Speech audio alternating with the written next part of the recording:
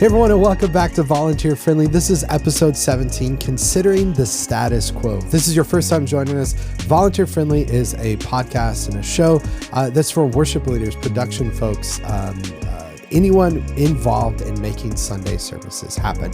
And the goal of the show is to be less than 10 minutes every single week. So it's something you can listen to even on a busy week. And I really have two goals: to provide a topic, a discussion, ask a question of some sort that's going to do two things. One, it's going to cause you to really think about it. It's going to be thought-provoking. And then I hope it causes you or leads you to discuss with your team. That's the goal of Volunteer Friendly. So we end each week's episode with three processing questions. And again, my goal is to kind of stir the pot here a little, to make you frustrated and make you really think about things that maybe you just breeze past. And today's episode is a perfect representation of that. The word status quo, I looked this up because my Latin isn't what it used to be. It literally means existing state. We think of status quo as typically in a negative sense, and I think most of the time it is. But I think we should consider the status quo. We should consider the things we currently do, because sometimes we find ourselves doing things, and I talk to folks at my church. I talk to folks that work at churches all the time. We run into the same issue where years and years and years go by, and we go, wait, why do we do this again? Does anyone remember why we do this? And most of the time we have no clue. We have no idea why we do the things we're doing. In particular, the things that kind of cause friction, that frustrate us, that no one really enjoys, and everyone's mad at the other person because they think they caused it. And you kind of look back years later and go, I have no clue why we're doing this anymore.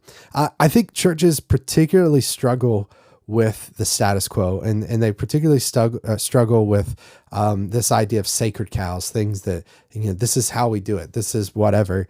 Because Sundays come with alarming regularity. Every single week is a Sunday, and a Sunday service in particular. And in order to survive that process, this is something that even for me in creating content daily, if you didn't know this, I release a new podcast, a new tutorial every single day of the week, 10 a.m. Central on the From Studio to Stage YouTube channel. If you haven't checked it out yet, check the link in the description of this video to head over there. But I mean, I'm releasing content with alarming regularity every single day. I wake up and there's got to be a piece of content out. And one of the things I quickly learned, both in church life and in this, is if I don't have systems, if I don't have processes, if I don't have templates to work from, I'm going to be eaten up. I'm going to be eaten alive. Like, it's just not going to work. That's why you see so many solo creators get burnout in creating content. It's not like, and often that's not creating daily content. That's like once a week I create a video and you get burnt out from that. Why is that? Well, it's because you don't have good systems and processes in place, and maybe there's some other unhealthy things going on. But the downside and the bad effect of that is sometimes you create a system and you never look back to go, should we be doing this in the first place? You never look back to go, wait, why did we decide to do this? You never look back to think, hey, can we improve this in any way? Is there anything we can do to make this better? And so I think if you find yourself just suddenly going, wait, why do we say this thing? Why do we end service this way? Why do we start service this way? Why do we always have to do this certain thing on this certain day? And if you're not afraid to kind of poke the box or to poke the bear, to go, hey, I got a question. Why every Tuesday do we have to do this thing? Why every service do we have to do this thing? And if no one can answer that, then that's a status quo. Like that's the status quo. And you've got to question that and consider it and go, is this something we should keep doing? So like I mentioned, before I get to these questions, I do want to mention the status quo doesn't necessarily mean, again, I mentioned typically we think about this in a negative light. Like, I'm tired of the status quo. I'm whatever. It doesn't mean bad. It just literally, again, in its literal sense, means existing state. So again, my goal is not to say if you always open your service a certain way, always close your service a certain way, that it's a bad thing. It's just the status quo. It's just the existing state.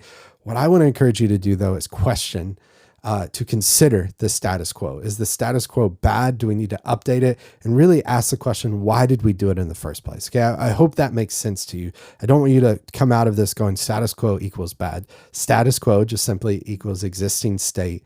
I want you to think about it, to consider it, not just go throughout your week, go throughout your day, just doing it because it's what you do, but consider it. Okay, so like I mentioned, volunteer friendly. Every single week, we try to end the episode with 3 processing questions. And the goal of these questions is to allow you to contemplate, hopefully on your own, think through these things, and then to discuss with your team. Hopefully it's a way to bridge the gap between your worship leaders and your production staff. Hopefully it's a way for you to bridge the gap between you as a worship leader and your worship team. Hopefully it's a way to bridge the gap between you and other staff teams at your church. And so a way that I practically do that, or suggest that you do that, is to take these processing questions, get the free download that we offer. You can click the link in the description of this video to grab those. And you can get those questions, and again, contemplate on your own, write in your answers, and then share these printouts with your team to discuss. Okay. To get those, again, check the link in the description of this episode and in the show notes of this podcast. Let's get to our 3 questions here. Number 1, what processes and systems feel out of date? Okay. You go, we don't even do this anymore. They feel out of date, or the other flip side of this, or are painful each week. So number 1, what processes and systems feel out of date or painful each week? That's a tool to try to diagnose the existing states that are unhealthy, right? So I think if you ask yourself that question and you go, man, it's such a pain every week to do blank. No one really enjoys every week having to do this. If you work in an office, a lot of times it's those things where like your boss asks you to do this every week, to fill out this thing, or to do this meeting or whatever. And your boss kind of reveals to you that they hate doing it. And you're like, I hate doing it. And then everyone one day gets together and goes, wait, why are we doing it in the first place? And you realize you have the freedom to say no. Well, use that as a sign. What thing each week, what system, what process feels painful or feels out of date? So use that as something to bring up the existing state that potentially may not be, or should potentially no longer be, the status quo. Number 2, once you discover that thing, what process and system feels out of date or painful? Number 2, why do you do them? What's going to be really interesting, particularly if this is something you've been doing for a while, you may struggle to find anyone that knows why you did them in the first place. The person that maybe came up with this left years and years ago, and you're going, well, they're no longer here, so they don't care if we do this or not. Why are we doing this? No one really cares. Then number 3, this leads us to our question: do we still need them? Not people, but do we still need these processes or these systems that feel out of date and painful each week? So number 3, do you still need them? Once you diagnose them by going, what's painful, what feels out of date, then once you get to why you do them in the first place, and if you can't get to a good answer as to why you do them in the first place, then number 3, if they're not helpful, if they're not beneficial, then cut them, get rid of them. Don't just do something because that's the way we do it around here.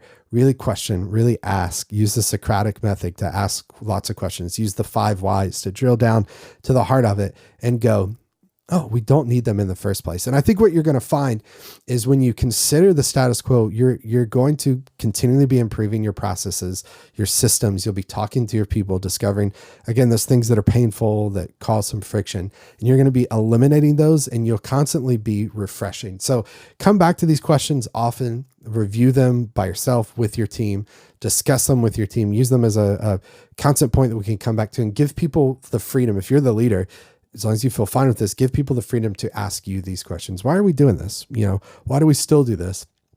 Is this helpful, beneficial? If not, do we need them? If not, then kill them. So, download those 3 questions. Again, click the link in the show notes of this episode in the description of this video if you're watching on YouTube to grab those. And then here's the second thing I would love for you to do. If you're listening on Apple Podcasts, do me a favor and click follow to follow this podcast. If you're on Spotify, do the same thing to subscribe to this podcast. And if you're on YouTube, then click the subscribe button to subscribe to this channel. And you can click the bell icon to be notified when new episodes of Volunteer Friendly come out. But I would love for you to stay in the loop. Every Thursday, 10 a.m. Central, we release new episodes of the show, and would love for you to be notified when those come out. And so again, on Spotify, on Apple Podcasts, on YouTube, wherever you're watching or listening, make sure you subscribe. Let me know you're watching. And if you have any comments or feedback every week, I haven't been inviting this, but please feel free to leave a comment in the description of this, particularly if you're watching on YouTube. It's a little easier place to do that. A few of you have done that a few times, and it's been really, really great conversation. Or you've said, hey, you forgot this, or you should mention this, or you've said, yes, I agree, we need that. So thanks so much for listening, watching to Volunteer Friendly. I'll see you next Thursday, 10 a.m. Central. Thanks so much, everybody. Take care. Bye.